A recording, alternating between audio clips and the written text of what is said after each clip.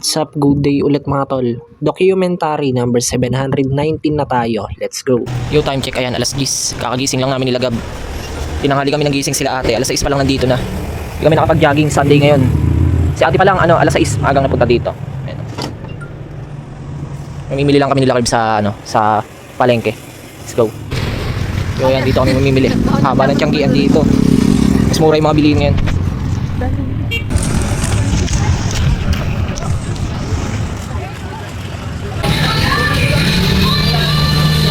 Grabing init.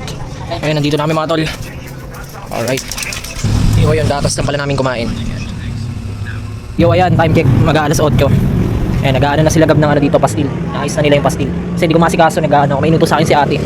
Pinagpipicture niya ako ng mga bucket hats. Yo, time check, ayan, alas 8. Uwi na si Gab, sinundo na ng kapatid niya. Tagal-tagal ulit makakababa.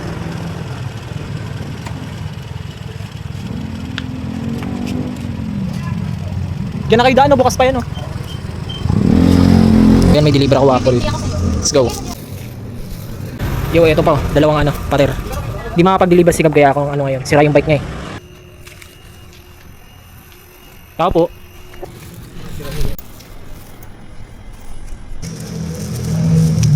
Tao po.